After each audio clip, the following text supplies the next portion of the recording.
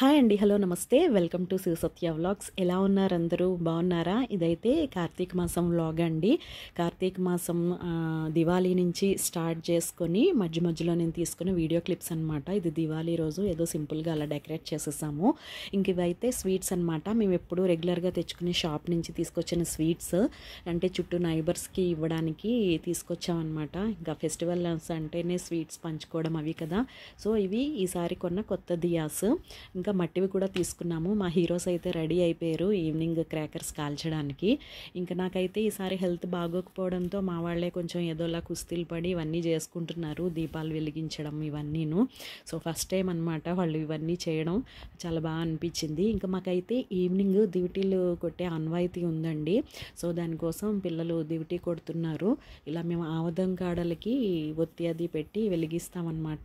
దివిటీ దక్షిణం వైపుకు చూపిస్తాము. ఆ రోజు మనకి పితృదేవతలు వస్తారంటారు కదా మన ఇంటి దగ్గరికి.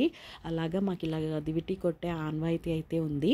దివిటీ కొట్టేసిన తర్వాత పిల్లల్ని కాళ్ళు కడుక్కొని రమ్మని చెప్పి వాళ్ళకి స్వీట్ తినిపించి అప్పుడు క్రాకర్స్ కాల్చడం స్టార్ట్ చేస్తారు. ఇంకా అలాగా అయింది. ఈవినింగ్ అయితే మంచిగా పూజ కూడా అయిపోయిందండి. చక్కగా పూజ అన్నీ చేసుకోవడం అయ్యింది. దివాళీ నుంచి కార్తీక పౌర్ణమి వరకు కూడా చక్కగా మార్నింగ్ స్నానం చేయడం, రోజు ఈవినింగ్ అవి మార్నింగ్ దీపాలు పెట్టుకోవడం ఇవన్నీ కూడా మంచిగా అయ్యాయి. ఇంక ఈ దియా అయితే స్కూల్లో దియా మేకింగ్ చేయిస్తారు కదా మా చిన్నోడు, వాడు తయారు చేసిన దియా అంట. సో స్పెషల్గా వెలిగించమని చెప్పాడు దాన్ని.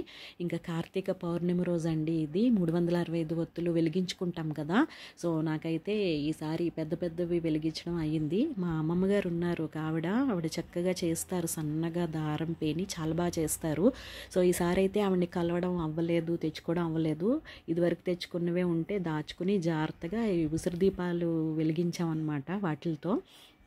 ఇంకా దీపాలు ఇవన్నీ వెలిగించేసిన తర్వాత ఈవినింగ్ ఇంకా టిఫిన్ అది ఏం తినము కదండి. ఫ్రూట్స్, చనిమిడి, వడపప్పు ఇవే తింటాము, ఇంకేమీ తినకూడదు.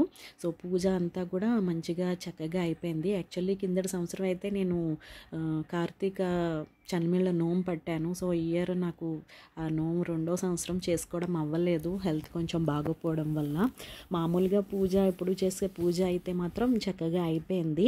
ఇంకా ఈవినింగ్ నేను పూజ స్టార్ట్ చేసే టైంకి చక్కగా మా ఇంటికి ఈశాన్యం వైపు ఈ చంద్రయ్య చక్కగా వచ్చేస్తాడండి. ఈవినింగ్ ఇలా పూజ స్టార్ట్ అయిన దగ్గర నుంచి ఎండింగ్ వరకు చక్కగా కనిపిస్తూ ఉంటాడనమాట. సో ఆ చంద్రుడికి ఇక్కడ పూజ దగ్గర పెట్టుకున్న చంద్ర బింబానికి కూడా రెండిటికి కలిపి చక్కగా పూజ చేశాడు. అయితే మంచిగా అయిపోయింది. పూజ అంతా అయిపోయిన తర్వాత నాకు లాస్ట్ 3-4 ఇయర్స్ నుంచి అండి ఇలా దీపాలు వెలిగించడం స్టార్ట్ చేశాను. ఈ అరటి దొన్నెలకి రంధ్రాలు చేసి ఆవునేతిలో నానబెట్టిన ఒత్తులు 2 పెట్టి మొత్తం 27 దీపాలు అనమాట. అంటే మన జ్వాలాతోరణం లాగా వెలిగించడం అయితే చేస్తున్నాను. ఎవరో చెప్పగా విన్నాను. సో అప్పటి నుంచి అలా చేస్తున్నాను. ఎంత ఎక్కువ దీపాలు పెడితే మనకి అంత పాజిటివ్గా చాలా ఎనర్జెటిక్గా అనిపిస్తుంది కదా. సో అందుకని ఇలా వెలిగిస్తూ ఉంటానన్నమాట. చాలా బాగా అనిపిస్తుంది ఇలా ఎక్కువ దీపాలు వెలిగించి ఆ కాంతిలో. ఏంటో చాలా బాగా అనిపిస్తుంది. సో లాస్ట్ 3-4 ఇయర్స్ నుంచి మాత్రం నేను ఇలా స్టార్ట్ చేసి ఉన్నాను.